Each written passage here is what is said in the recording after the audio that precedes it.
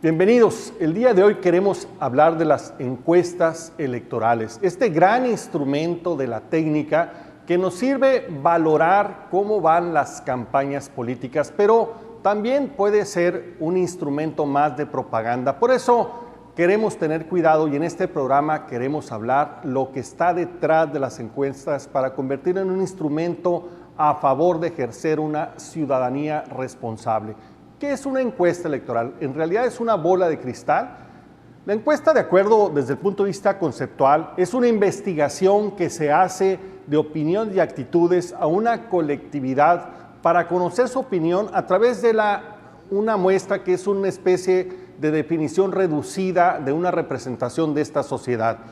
Fundamentalmente tenemos que entender que una encuesta es una fotografía. El sentido para valorar las encuestas es tratar de juntar estas fotografías y adivinar cómo se comporta la película de la realidad. Y son tres básicamente las utilidades que tiene una encuesta desde el punto de vista práctico.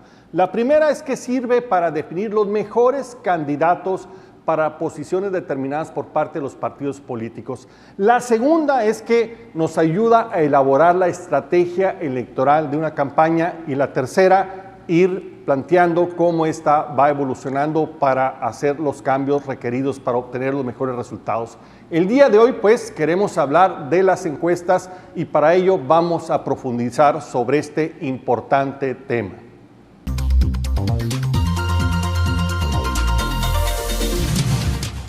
Muy bien, bienvenidos al día de hoy. Queremos hablar sobre el tema de las encuestas electorales. Nos parece que es importante que la gente tenga todos los elementos para que las pueda utilizar positivamente, las pueda interpretar y sirvan pues para documentar sus opiniones sobre el proceso electoral que el próximo año vamos a vivir en Sonora. Para eso, el día de hoy hemos invitado a dos especialistas en el tema de encuestas. Tenemos con nosotros a Cristina Ramírez, directora de Métrica Investigación de Mercados. Cristina, muchas gracias por estar con nosotros. Muchas gracias por la invitación. Un gusto poder platicar de este tema tan apasionante. Y ahora les digo yo, nos pusimos de moda, ¿no? Exacto, está muy de moda y además bastante polémico. Se habla bastante y aquí vamos a tratar de emprender la lógica detrás de eso.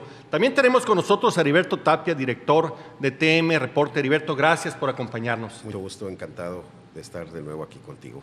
Pues vamos a entrarle de lleno al tema de las encuestas. ¿Me podrías, Cristina, dar una definición muy práctica? ¿Qué es la encuesta y para qué sirve? Muy bien, la encuesta pues es un instrumento para medir la opinión pública. Ese es el instrumento matemático, estadístico, científico que podemos usar para llegar a una conclusión de lo que pensamos en masa, ¿no? Porque pues preguntarle a todo mundo y decir, a ver, vamos a hacer un censo, ¿no? Bueno, sí, el INEGI lo intenta con sus censos de cada 4 años y ni así se logra, ¿no? Entonces, pues se llegó al descubrimiento de este método estadístico que mediante la toma de una muestra representativa de una población, pues podemos inferir sobre lo que la gente en un conglomerado piensa. Entonces es una herramienta que se usa principalmente en la investigación de mercados, ahorita es el tema político, pero las empresas lo utilizan muchísimo para poder entender lo que piensa, lo que quiere, lo que siente su cliente, su consumidor, ¿no? Entonces tiene que ver, Heriberto, con el plantear una serie de objetivos de la información a buscar a través de este instrumento. Tenemos que definir una muestra que nos ayude a representar al grupo que estamos analizando para que sean válidas y después tiene que ver con una serie de técnicas de cruces para asegurarnos que tenga consistencia estos resultados. ¿Es así? Así es. Empiezas, cuando ustedes vean en una ficha metodológica, en una nota técnica, los pasos, cuando le ponen el método te dicen fue polietápico, ¿no? Para empezar es pues muchas etapas. Empieza desde luego con un diseño, o sea, qué población es tu estudio. Si vas a hacer una encuesta electoral, pues mi población son los mayores de 18 años. Tienes que definirlo con claridad. Si vas a hacer una investigación de mercado sobre cualquier, por ejemplo, rating de cadenas de televisión, pues ahí ya no es tu público los mayores de 18 años, o sea, quién me interesa más, amas de casa, etcétera. Alguna parte de tu planeación del trabajo se hace en gabinete, en escritorio, ¿no? Tiene que ver mucho las preguntas, ¿no? Que tienen que ser hechas adecuadas, o sea, ¿no? Tiene que partir de un cuestionario, o sea, que creo tus objetivos, mis objetivos, voy a hablar de la parte de una encuesta de corte político. Mis objetivos es conocer las preferencias, las tendencias, qué tanto conocen a las personas que nosotros tenemos en un cuestionario para medir, y pues debe de ser efectivamente un cuestionario muy objetivo que te dé respuestas claras, que no deje lugar a contradicciones. ¿Conoces tú a Marco Paz Pelat? Sí lo conozco. ¿Qué impresión tienes de él? ¿Es buena? ¿Es mala? No lo conozco. ¿No conoces a Marco Paz Pelat? Sí, es el que sale en los noticieros todos los días, en la noche. Es este tipo de cosas. Pero además no lo puede hacer cualquier cuestionario. Es gente especializada que tiene la preparación para hacerla correctamente y no influir en las respuestas.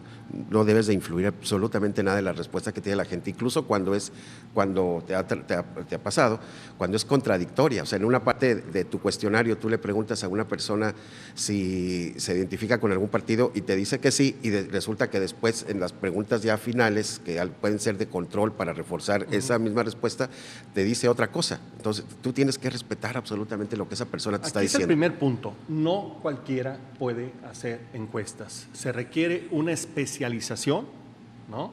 O varias especializaciones. Se quiere la experiencia acumulada. Se necesita de personal capacitado, se requiere de instrumentos. Por eso es importante no irnos con la finta de las encuestas. Hay que revisar no solamente la metodología, sino el prestigio de las empresas encuestadoras que la avalan, ¿no, Cristina? Así es. Mire, yo hago un ejemplo, hago una comparación con los diseñadores gráficos. Si tú quieres un logotipo para tu empresa, pues sí te lo puedes hacer. Yo tengo un hijo de 13 años, si lo siento a dibujarme un logotipo, lo va a hacer. Claro. Cualquier estudiante de preparatoria tiene las herramientas en la computadora para agarrar y hacerte unas letritas y poner un colorcito y ahí está tu logotipo. Pero eso no significa que ese va a ser un logotipo eficiente, que represente bien los valores de tu empresa, que le comunique a la gente que lo va a ver qué es lo que es tu empresa. Encuestas pasa exactamente lo mismo. Yo creo un niño de secundaria, y ahora con el uso de la tecnología, pues ya puedes bajar machotes para hacer preguntitas abiertas o cerradas, y voy a sacar una encuesta de 5 preguntas, me voy ahí al mercado municipal, hago 200 muestras y tengo mis resultados en una grafiquita de barras o una pastelito perfectamente bien presentada. Bueno, cualquiera puede hacer eso, es verdad, pero una encuesta que te dé información valiosa, que no te proporcione datos, que te dé información que tú puedas usar para tomar decisiones, solamente, pues bueno, quienes le han dedicado un tiempo a estudiar la metodología, quienes entienden perfectamente bien cómo funciona el muestreo, ¿no? Y cómo vas a hacer para que esa encuesta te refleje esos resultados. Y además, Cristina, es muy importante saber interpretar los datos, porque son más allá de los datos cuantitativos. Los datos hablan mucho y ocultan más, ¿no? Así es, así es. Yo también ahí traigo la encuesta, ya tengo la información es poder, entonces con eso ya tengo que tener para vender más, para ganar una elección. Pues no, o sea, hay que también saber leerla, porque incluso nosotros nos podemos esmerar en hacer un reporte muy bonito, con muchas gráficas, con mucha profundidad, pero si quien lo va a leer lee lo que quiere leer, pues entonces no le va a servir para tomar decisiones. Déjate de cosas, dime, ¿vamos arriba o abajo? ¿No? Como te dicen los candidatos seguramente. ¿No? Así es. Ahora, hay diferentes también tipos de encuestas. Hay la encuesta que se hace casa por casa, hay la encuesta que se hace telefónica y últimamente las encuestas que se hace a través de Internet. Estamos hablando de niveles de confianza muy diferentes, ¿no, Heriberto? Absolutamente. Bueno, aquí y está Cristina que nos puede decir, si lo que te voy a decir es cierto o no. Tú haces una encuesta telefónica a la población de Sonora y haces una encuesta casa por casa, o sea, a través de un cuestionario en papel, en casas, y la fórmula es exactamente la misma. O sea, el margen de error es el mismo. Lo único es de que tu universo de teléfonos sería maravilloso. Por ejemplo, en España, no sé si en alguna vez lo platicamos, tienen 96% de cobertura telefónica en domicilios. Aquí en Sonora, según los datos del último censo del INEGI del 2010, es del 48%. En todo Sonora el promedio, en Hermosillo seguramente está arriba del 50%. Ya tienes el 50% que no participa. Es válida la misma fórmula, es el margen de error. Sigue siendo el mismo si tú haces 1000 encuestas casa por casa que 1000 encuestas telefónicas, pero nada más que en el otro se reduce, tu universo es nada más de las personas que tienen teléfono de casa. Entonces, obviamente todavía estás está dejando... peor en el tema de Internet, porque todavía es menos la penetración. Es que esa no sería, no es una encuesta, es otro tipo de ejercicio, absolutamente, ¿no? No estás respetando, por ejemplo, cuotas de edad, no estás respetando género. Tú sales, una encuesta luego de inmediato, cuando estás muy familiarizado te das cuenta si más o menos está bien levantada. Si te dicen, oye, en profesiones, así las personas, dime cuántas amas de casa te salieron. Ahí inmediatamente siempre te va a salir, en Sonora te sale del 32 al 38 al 39%, ¿no? Así, entonces, y difícilmente ese público se metería a contestar una encuesta por internet, ¿no? Sí. Ahora, Cristina, el otro tema es el tamaño de la muestra, ¿no? El tamaño influye. Así es, influye muchísimo el tamaño. Y aquí también es importante decir, si estamos hablando de una encuesta estatal, bueno, nos impresiona cuando le dicen arriba de 1,000, ¿no? 1,200, dice, bueno, sí, ya la pasó los 700, puede ser importante. Pero luego hay casos encuestadoras que esas 1,000 que levantaron en todo el estado todavía se atreven a hacer los resultados por municipio. Yo he visto encuestas publicadas que te dicen, tomamos 700 muestras a nivel estatal. Bien, ¿no? A nivel estatal, bien. Y los resultados para Nogales, con 40 encuestas que levantamos en Nogales, ganaría a fulanito de tal la presidencia municipal. Eso es imposible que pueda suceder. Una muestra debe ser de suficiente tamaño, pero también debe ser representativa de algo, ¿no? Entonces, 700 son muy buenas para el Estado, para representar al Estado, son suficientes, pero no 40 para representar un municipio. Esto es, ¿no? Cada tamaño de muestra debe de ir relacionado con el objetivo per se que se persigue, Así ¿no? es. No se puede extrapolar y decir, aquí me sobraron 10, entonces quiere decir que en este distrito así son los resultados. Claro que no. O sea, si yo porque voy a quieren hacer, representatividad, ¿no? Así es. Si yo voy a hacer una encuesta estatal, pero que quiera dar resultados municipales, bueno, tendría que estar pensando en que por lo menos deberíamos de tener 300, 400 encuestas por municipio. O sea, haces ¿no? una especie de sobreencuesta en esos municipios para tener esa representación. Claro, y luego le hace el peso estatal, pero no puede partir de un muestreo estatal para luego desmembrarlo en 20 municipios, ¿no? Que también ese es otro tema. Cuando dicen, levanté 1,200 encuestas en Sonora, no es suficiente, nos tiene que decir si muestreó en todo Sonora, porque yo puedo levantar 1,200 encuestas en Sonora en Hermosillo. Y siguen siendo 1,200 encuestas de Sonora. Entonces, no estoy mintiendo, estoy publicando un dato correcto, pero no necesariamente representativo. ¿Qué nos recomendarías a la gente que no somos especialistas y no queremos ser sorprendidos? Digamos, ¿qué nos dirías en la metodología? ¿Qué es lo que tenemos que buscar para que nos genere confianza esa encuesta? Si nos centramos en encuestas electorales, debemos de aceptar solamente aquellas que son levantadas en vivienda. O sea, fuera de ahí, yo creo que, bueno, ni telefónicas, por lo que ya explicaba Heriberto, no se pueden aceptar, ¿no? Fijarnos muy bien que si la referencia sea ciudadanos mayores de 18 años con credencial para votar, ¿no? También hay ejercicios, las urnas móviles famosas que salen cada temporada electoral, que van y la ponen en un súper y todo el mundo tiene la posibilidad de ir a emitir su voto. Ahí votan hasta menores de edad, votan gente de otros estados, votan todos los que se acercan. Entonces, yo creo que debe ser primero en vivienda, ahí nos va a dar el primer resultado. El tamaño de la muestra, como les decía, tiene que ser suficiente, si es estatal. ¿Es correcto decir que hay de más confiabilidad a menos confiabilidad? Sí. Las más confiables son las que se hacen en vivienda, con muestras importantes y representativas, con gente que tiene credencial para votar. Son las representativas, no necesariamente más confiables. O sea, son las únicas que pueden representar a la población. Muy bien. ¿no? Si es telefónica, no nos puede representar a todos los sonorenses porque no estaría representando a los que no tienen teléfono. Exacto. ¿no? También tiene mucho que ver la calidad del trabajo de campo, que a veces no se publica ahí. Por eso, no tanto es ver si están todos los puntos en la metodología, sino quién la levantó. Porque yo creo que ya a esas alturas, casas encuestadoras con prestigio, incluso locales, pues ya se puede saber quiénes son. Y luego en cada periodo electoral salen 2 o 3 nuevas, que luego pasan las elecciones y desaparecen, pues, ¿no? Entonces, también eso tiene que estar que nunca aparecen, Cristina. no hay a quién perseguir, ¿no? Entonces, yo creo que es también fijarse muy bien que lo hace, porque el trabajo de campo, la calidad del trabajo de campo, pues no se puede plasmar en una barra metodológica, sino en la confianza que una casa encuestadora tiene. Hay que también analizar la historia, ¿no? Así es. Muy bien, estamos hablando sobre el tema de las encuestas electorales. Vamos a regresar en un momento más.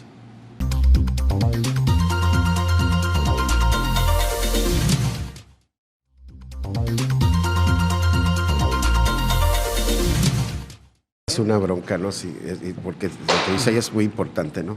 Yo, haz de cuenta, yo les pongo aquí, hay unas láminas en donde digo, la información es, o sea, aquí en la metodología es válida el Estado, la muestra estatal, voy a cerrar a más o menos 3.1, y en Hermosillo Tienes que declarar 4.9, porque vienen datos de Hermosillo, ¿no?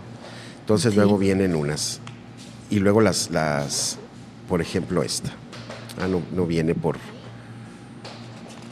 qué caray, no viene ningún ejemplo, es que es una, entonces por ejemplo me dicen, oye, dame los promedios de Peña Nieto, los problemas del gobernador por ciudad, y les pongo, lo válido es el promedio, todo el promedio de la muestra estatal y Hermosillo, con otro margen de error. Entonces los otros ya no los pasaban. No, pues danos datos, es que no son válidos, no se son válidos. Confunden luego, ¿no? Si piensan eso que con 40 encuestas.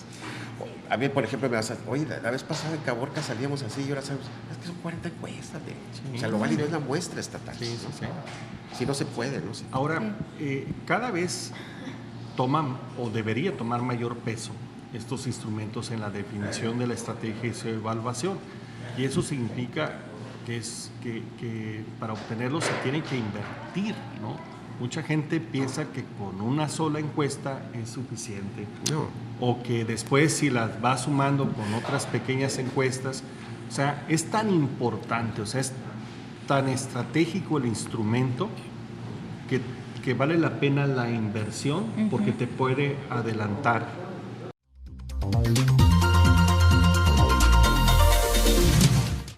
¿Cree usted en las encuestas? Casi no. Pues sí. No. Sí. No. Sí. ¿Poco? Pues sí creo en la encuesta. Pues no sé. Yo creo que no. Yo sí creo en las encuestas.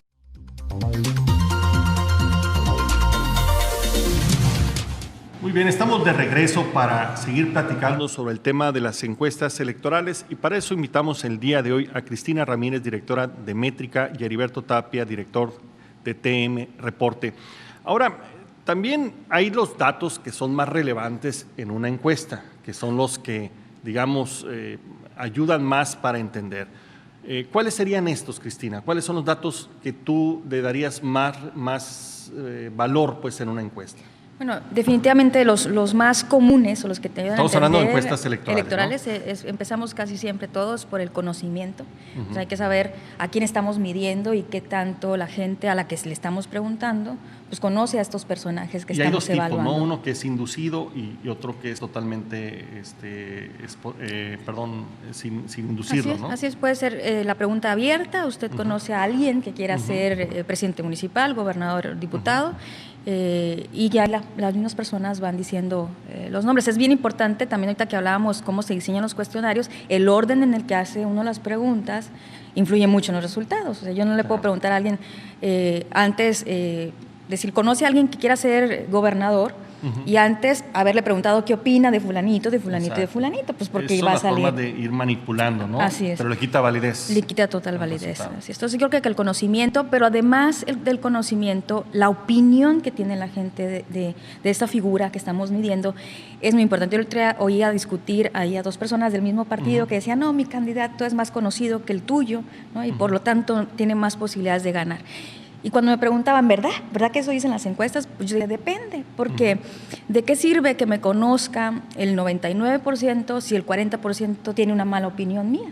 Yo a lo mejor es más valioso que me conozca el 60% y que el 90% opine bien. Exacto. ¿no? Entonces, yo creo que también hay que ver cómo lo lees. No tiene caso que te conozcan mucho por malo.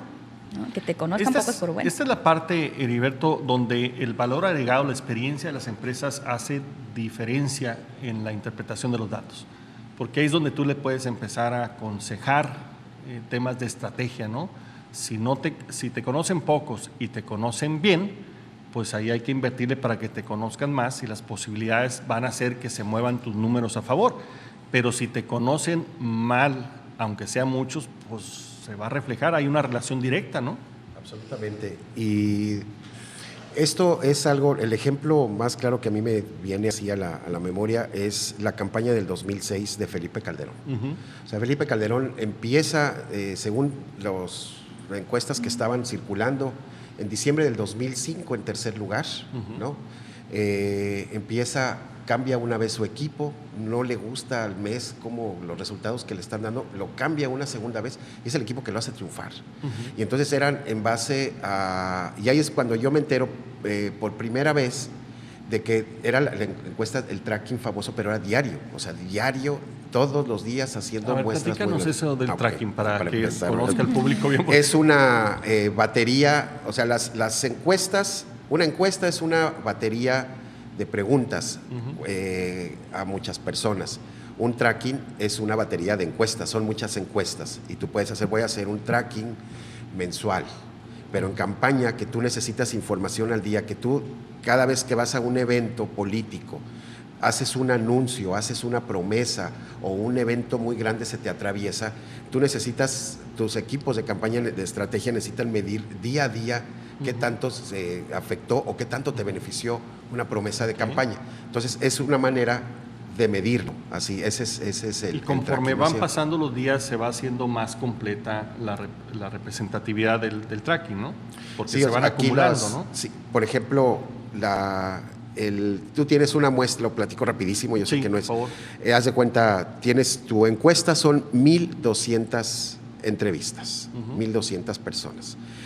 Y entonces tú haces tu levantamiento, presentas esos resultados y haces una tercera parte de la encuesta el lunes y cambias una tercera parte de la encuesta que ya tenías. El martes haces otra tercera parte, otras 400 encuestas y cambias las que corresponden. Entonces, cada 3 días tienes una encuesta nueva. Perfecto. Sí, pero diario le estás dando oxígeno, estás oxigenando. Entonces, a ellos les permite puntear. Y es lo que comentaban al principio, o sea, la encuesta sí es una fotografía, muchas encuestas ya te da una dinámica, te da una película y entonces a ti te permite puntear. O sea, Cristina sale a campo y digamos que tiene encuestas mensuales para el mismo equipo y entonces siempre van a tener algunas mismas preguntas, o sea, hay preguntas que son las mismas para que a tu cliente tú lo puntes, digas, mira, en mayo estabas así, en junio así, en julio así. Vas haciendo la película. Pero tienes que incorporar nuevas preguntas que obedezcan a la coyuntura, o sea, saber qué está pensando la gente en este momento sobre algún fenómeno, ¿no? Ahora, ustedes que son especialistas, básicamente me han hablado del uso de las encuestas para la generación de la estrategia de una campaña. Entonces, si es tan útil o la mayor utilidad es para la generación de estrategia, su medición y en su caso su mejora, ¿por qué se publican? Bueno, ahí es una decisión del equipo de campaña, ¿no? Yo creo que está sobrevalorado el uso de la encuesta como herramienta de promoción, ¿no? Sin embargo, pues no, es algo que últimamente se ha puesto de moda, que les gusta al equipo de campaña como mostrar músculo, siempre obviamente publica el que va ganando, claro, ¿no? Está difícil pensar o obedecería una estrategia que todavía a mí no se me ocurre, nunca he visto que alguien quiera publicar una encuesta donde va perdiendo, pero es como un poquito mostrar músculo, decirle a la gente, mira qué bien voy, ¿no? Y si tú estás conmigo, estate tranquilo porque vamos muy bien.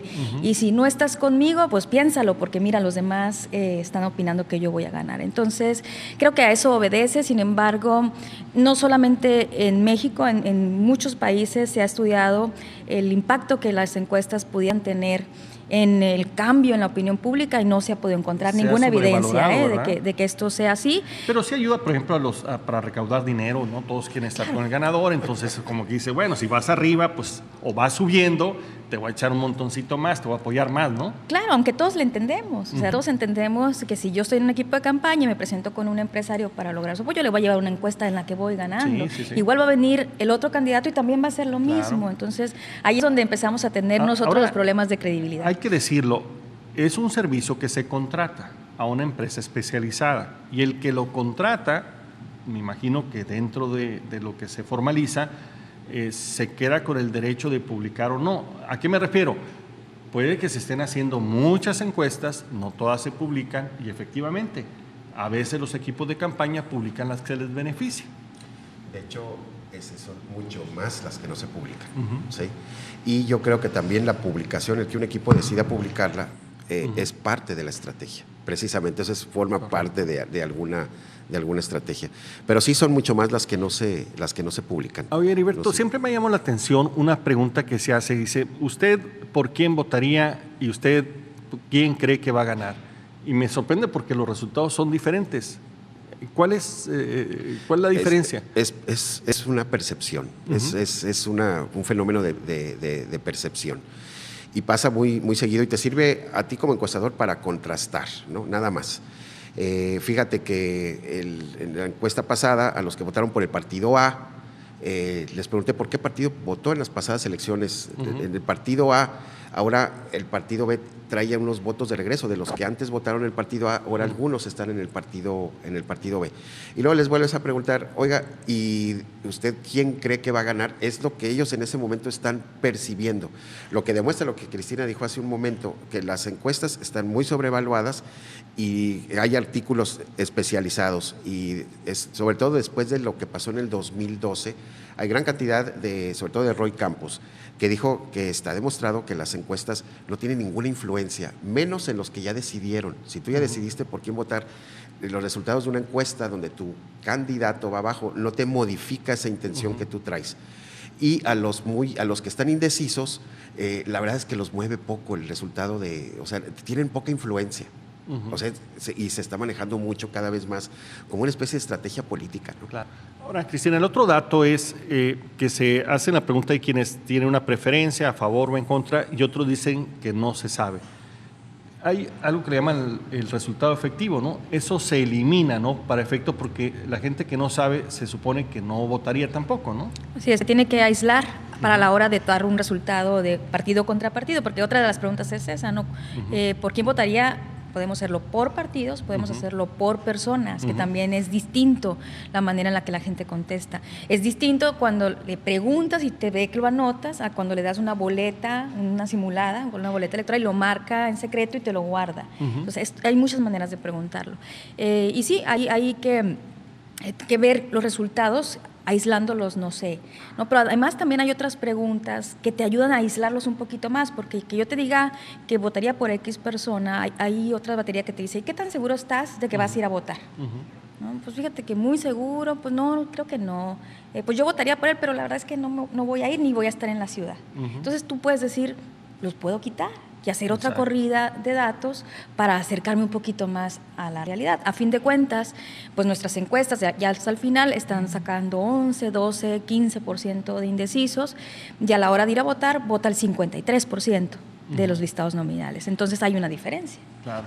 Entonces vemos que en las encuestas hay varios datos que revisar. Primero, el conocimiento de las diferentes opciones a ese puesto. Las preferencias por partido, los conocimientos y la opinión sobre los propios candidatos o precandidatos, preferencia de partido, las preferencias hacia adentro de los partidos de los posibles candidatos, las preferencias abiertas al electorado, después los careos entre candidatos y después eliminamos los que no van a ir a votar o están indecisos para hacer, digamos, ya preferencias efectivas.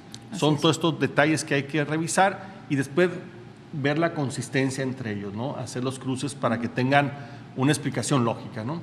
Pues nos estamos dando cuenta que el tema de las encuestas es un tema donde se requiere estudiarle antes de estar analizándolos y vale la pena ver los detallitos que a veces por estrategias de campaña se dejan en la generalidad y se llega al resultado final. Muy bien, estamos hablando sobre encuestas electorales. Regresamos en un momento más.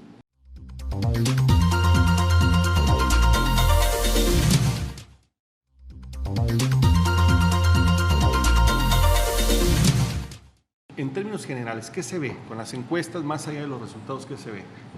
Si se ve una elección competida o no se ve, si hay claridad de quiénes son los candidatos o los posibles candidatos de los partidos, ¿no? Si hay temas que están resaltando en la campaña por venir, si hay algún tipo de elemento que todas las encuestas traigan que vale la pena monitorear. Un poco más viendo como la encuesta de encuestas que se puede obtener. Pues está claro que va a ser una campaña muy competida, que se va a decidir en la campaña. O sea, nadie puede cantar victoria o decir que el adversario está derrotado. Yo empecé en octubre, por ejemplo, he hecho muchas así mensual aquí en Hermosillo.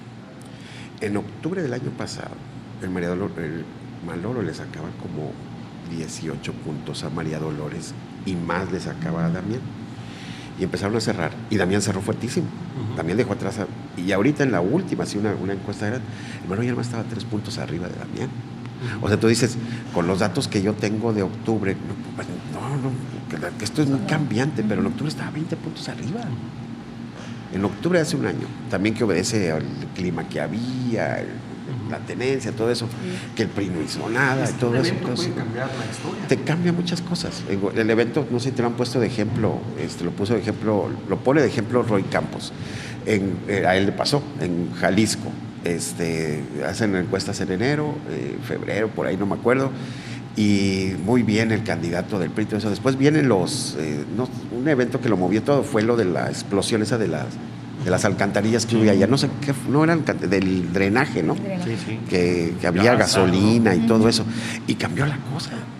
Durante 2 o 3 sexenios estuvo de gobernadores el PAN. 3 sexenios, a raíz de nada más de eso, y dice, oye, a mí me movió absolutamente todo, ¿no? Sí, todo lo que traíamos, Claro, ¿no? claro. Un solo evento, ¿no? Es un evento muy grande, ¿no? Pero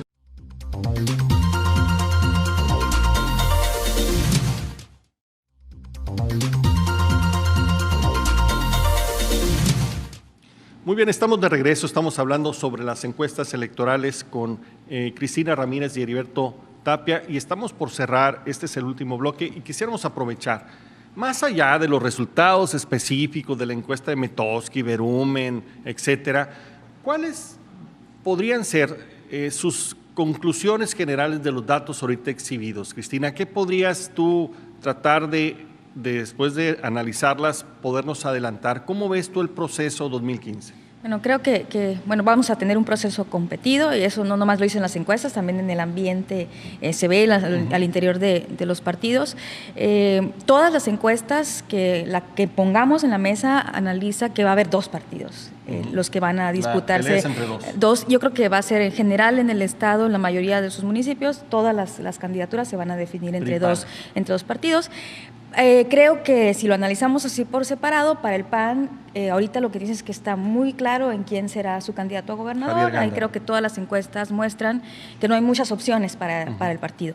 En el caso del PRI, pues hay un tema interesante entre sus 2 principales punteros, que ya eso sí los podemos ver en diferentes encuestas, uno arriba del otro. Y Claudia Pavlovich, ¿no? Así es, entonces yo creo que la lectura que debe estar haciendo el PRI ahorita es de, preocuparse por tomar una buena decisión, más allá de las encuestas, pues analizar un entorno tanto interno del partido como externo, y pasando los procesos internos, ver qué va a hacer con esos datos, porque no significa que, como lo han presentado las encuestas, que si hay 24% apoyando a uno y 25% apoyando a otro candidato, cuando se defina va a ser 50 o 49, eso no va a suceder. Es una aritmética tan no va a simple, suceder, ¿no? No va a ser así. Entonces, seguramente, el proceso interno pues deja sus lastimados y tendrán que reacomodarse las cosas, y vamos a ver otras encuestas y vamos a ver otro escenario una vez que estén definidas esas candidaturas. Escenario competido, la moneda en el aire entre 2 partidos, PRI-PAN, claridad en el PAN, no tanta claridad en el PRI. Hay Ernesto Gándara, hay Claudia Pavlovich, y hay un tercero que está queriendo meterse a la pelea, que es Antonio Astiazarán. En el caso del PRD hasta hay confusión, porque quien puntea mejor es Ana Gabriela Guevara, pero es del PT. Así es. Y ya anunció el PRD que tendrá su propio candidato, y ahí no está claro quién tendrá los tamaños pues para representarlos, ¿no? Morena ya también tiene su candidato. O sea, vino Morena. Andrés Manuel López Obrador hace Sí. 2 meses y dijo que su candidato era el exalcalde de Ciudad Obregón en los 90s, Javier Lamarque Cano. Que no aparece en las encuestas, con lo todo más respeto mínimo, dicho, sí, ¿no? Así es. Ese es un tema preocupante, ¿no? Yo creo que mucho le ayuda al país el tener una izquierda moderna que también entre al debate y ayude a proponer ideas que equilibren un poco los de los otros 2 partidos, ¿no? En el caso de Sonora está preocupante, ¿no? Vemos a una izquierda muy dividida. Si antes no era digamos, importante, no era uno de los jugadores, pero sí tenía, llegaba cerca del 8, 10%. Ahora vemos que ese porcentaje es probable que se divida más, ¿no? Así es. Y Esa es la única mala noticia que se avisora, ¿no?, en el escenario político electoral, ¿no? Y se vio reflejado, a nosotros nos salió reflejado en el último levantamiento, precisamente, que es donde se atraviesa el proceso interno de los perredistas que no esperaban ese resultado, que terminan divididos. Pero aquí lo importante, por ejemplo, Ana Gabriela Guevara es una persona con tanta personalidad que ella tendría garantizado ese 9-10% que requiere Hay quienes ponen hasta el Entonces, 15, 17%, que sería prácticamente el doble de lo que históricamente ha obtenido la izquierda, ¿no? en la elección del 97 con Zambrano, que fue cuando mejor les fue, ¿no?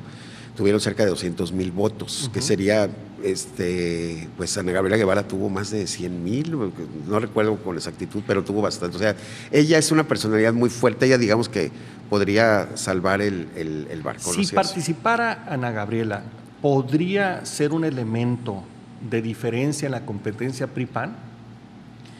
Creo que sí, no generalizado en el estado, yo creo que en algunos municipios sería un peso importante. Creo que en algunos municipios sería también definitorio el papel que ella pudiera hacer. Yo creo que el PRD lo tiene muy bien ubicado, también para eso le va a servir las encuestas. No tiene caso trabajar el tema de Ana Gabriela en Hermosillo, en todas partes, ¿no? En esas ciudades que difícilmente se van a mover, pero probablemente Ana Gabriela sea un factor de decisión en Empalme, sea un factor de decisión en Guaymas, un factor de decisión en otros municipios en donde sí se necesita o sí el tercer partido ha tenido historia importante. Entonces, en Nogales y San Luis Río Colorado. Probablemente también sea un factor. ¿Cómo ven ustedes el Congreso local? ¿Cómo, a partir de lo que aparece, vamos a tener un Congreso dividido otra vez, distribuido los votos, o donde el ganador de la gobernatura jale mayoría en el Congreso? ¿Cómo lo visualizan?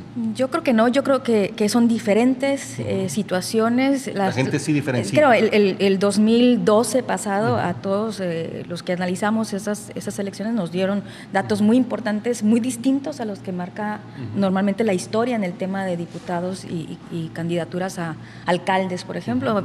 Hay mitos, hay creencias de que el candidato a alcalde jala al candidato a diputado, el candidato a gobernador jala en campaña al resto de los candidatos. No se va a dar así. Va a haber candidatos. Cada elección tiene su propio destino. Así es, candidatos a diputados mucho más fuertes que el mismo candidato a presidente municipal. Lo tuvimos, ya lo vimos en algunos municipios del estado, porque también, y también nos lo han dicho las encuestas de los últimos 10 años, la gente se fija mucho en la persona, ¿no? Aísla, hay una gran cantidad de personas que aíslan el personaje que al partido, ¿no? Así es, y muchos de los grandes personajes políticos del estado van a repetir historias de elecciones como diputados. O sea, quienes fueron alcaldes, quienes ya han sido senadores, quienes han sido diputados federales, pueden regresar por diputaciones locales o por presidencias municipales.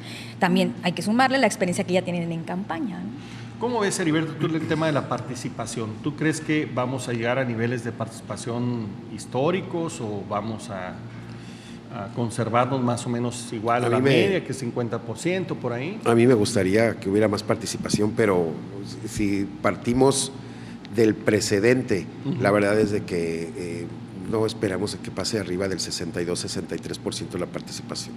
Es un buen número comparado a nivel nacional, ¿no? Sí, hay algunos, o sea, en Sonora tiene ese porcentaje más o menos.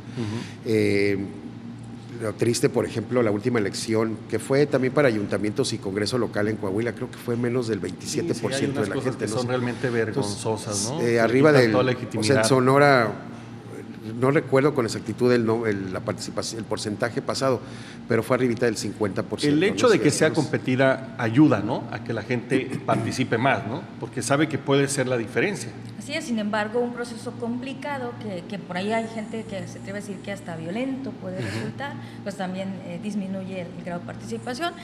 Lo vemos en las fronteras, por ejemplo, también es distinto la participación que tienen fronteras. Nogales, por ejemplo, siempre andan los 30 y tantos %. Exacto. Hay mucha población población que a pesar de aparecer en un listado nominal no vive en Nogales, entonces ya se fue, y eso afecta también la veracidad. Vamos a ver cómo nos presenta este nuevo INE, los listados nominales, qué tan actualizadas son sus bases de datos, y la gente en realidad está encontrándose en las listas nominales, con esto de los vencimientos de las credenciales y el renueva y todo esto, también puede tener un efecto importante en la participación, pero eso no lo vamos a poder prever, ¿no? Hay que esperar. En este momento donde los partidos están eligiendo sus candidatos, digamos, ¿dónde deberían de poner más énfasis por la repercusión que tiene en sus preferencias?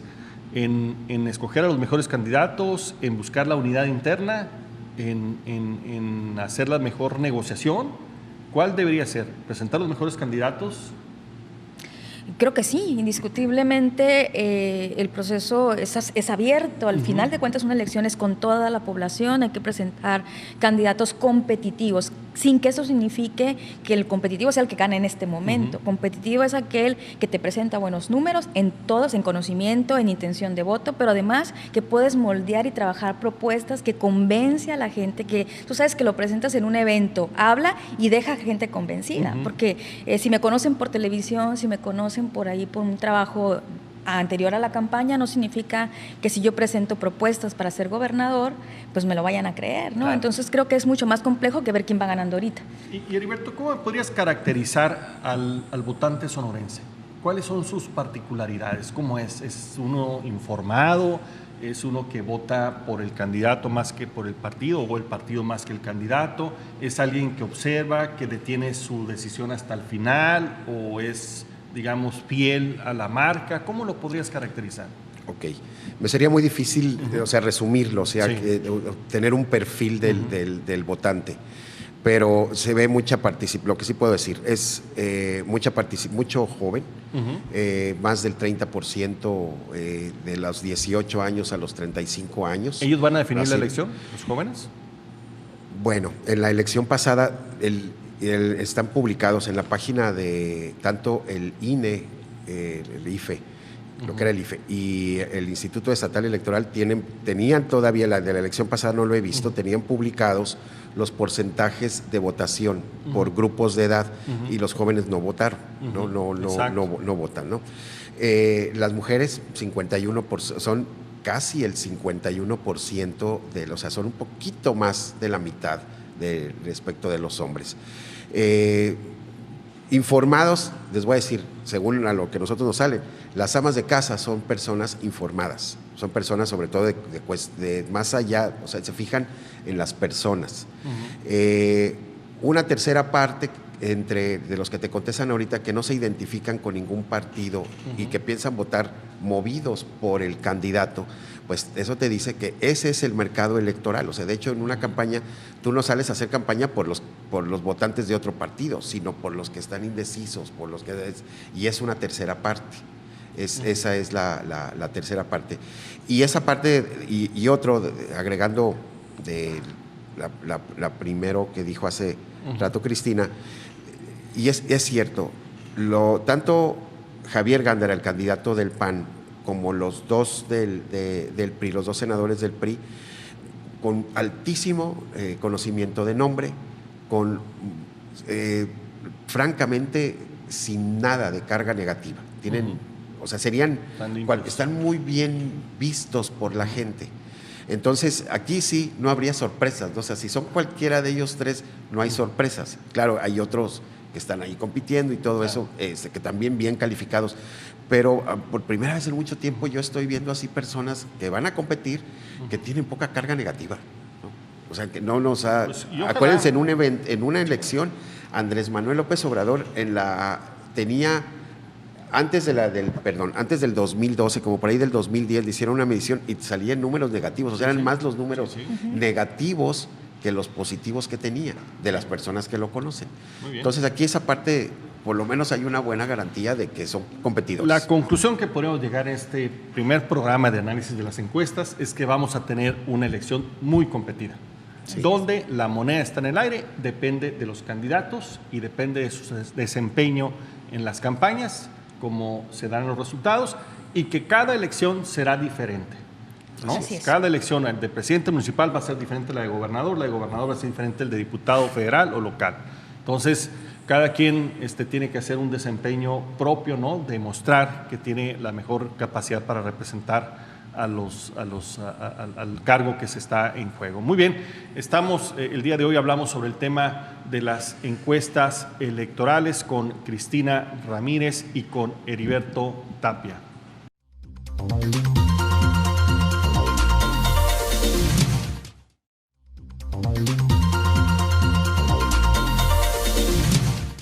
Y fíjate que yo tengo maestría en mercadotecnia y el módulo de investigación pues es pequeño, o sea, en realidad todavía no se le da académicamente la importancia. Yo soy maestra en la Quino y doy opinión pública, investigación de mercados, y también es 1 o 2 materias y nos va muy bien, y no es suficiente. A mí me parece que las encuestas también hay que hacerlas. Yo digo, si eres encuestador y no has ido a tocar puertas y a levantar encuestas, tú no sabes de lo que estás hablando. Yo sí, ¿no? yo hasta el 2006, te contaron que hasta el 2006 yo hacía encuestas, yo así, pero no, ya no. La edad es un impedimento impresionante. Así, de veras, es las terrible. coordenadas. Porque además, eso no lo comentamos, pero para hacer una encuesta tienes que ir acreditado, ¿no? Tiene que Sí. el carnet y decir quién es, etcétera, sus teléfonos de localización, ¿no? Todo, sí. Y mostrárselos además al que vas a encuestar. Sí, y afecta también los días en los que vas, las horas en las que vas y tocas puertas, porque hay un problema interesante en las clases, niveles socioeconómicos altos. Entonces, pues bueno, me tocó ir a colonias de nivel alto. Pues voy a ir el Son los más martes a las 10 de la difíciles, ¿no? Para mañana a que te tocar contesten. puertas y te va a abrir la muchacha del servicio. Pues no, y el encuestador se va a querer desocupar y se la va a hacer.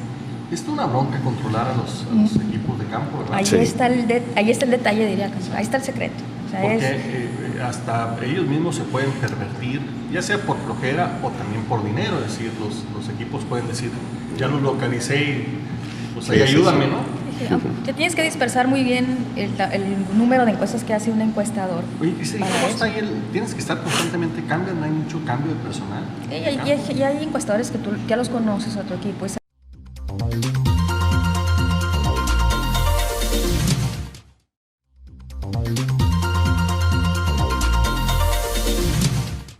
Cristina, bueno, pues estuvimos viendo el programa de ustedes, muy interesante, pero platícame, ¿cuál es ya me has dicho que comentaste que en alguna ocasión también hiciste encuestas, por eso sabes cómo se siente estar en el piso o en el terreno, ¿no? Lo más chistoso que te haya pasado haciendo una encuesta.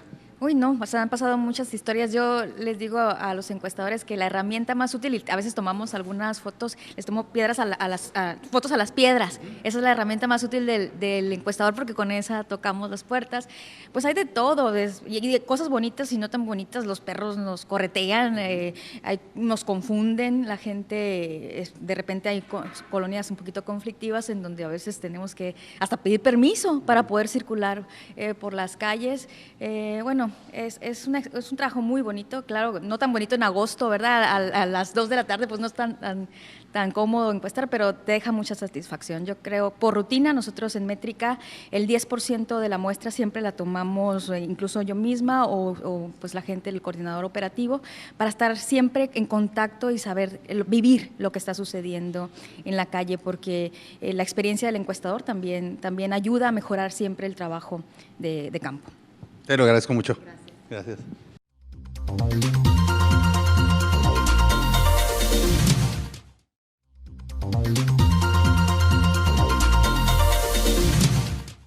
¿Te has dado cuenta que te están mintiendo cuando te están contestando una encuesta?